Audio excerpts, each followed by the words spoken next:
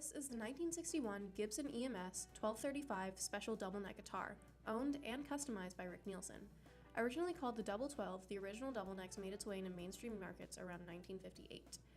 This double neck mandolin guitar was priced at around $475 at the time of production in 1961. In the double neck's initial years, it was only made for custom orders. You could either order the guitar in the Double 12, which featured a 6-string guitar accented with a 12-string guitar on the second neck, or you could order the Double Mandolin, which featured a 6-string guitar with a mandolin guitar attached on the second neck. With less than 50 guitar models made from either version, these guitars are extremely rare because of not only sound, but also quality. With a couple different iterations from the classic double neck guitar, this guitar is highly decorated.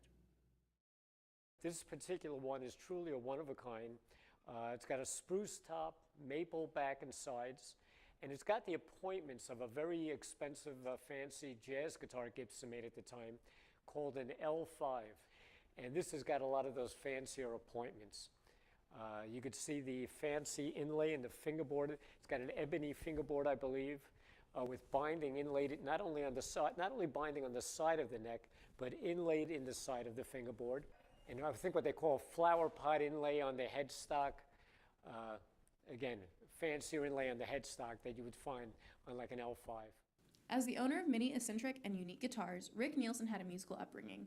He was born on December 22, 1948 in Elmhurst, Illinois, and he grew up in his parents' music store as a child. His parents were both talented musicians, and this is where Rick's love of music would begin.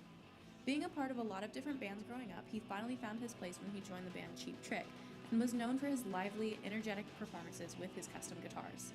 From that point on, the band Cheap Trick has performed across the United States and into several other countries around the world. With a couple platinum albums and #1 hits, the band Cheap Trick was inducted into the Rock and Roll Hall of Fame in 2016. Rick Nielsen was one of the first people I can remember that early on in the 70s is when this whole vintage guitar market began.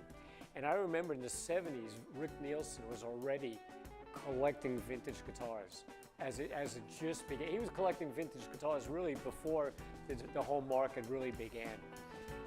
He was the first guy to have vintage Les Pauls, Gibson Explorers. He was way ahead of the curve, way ahead of most people.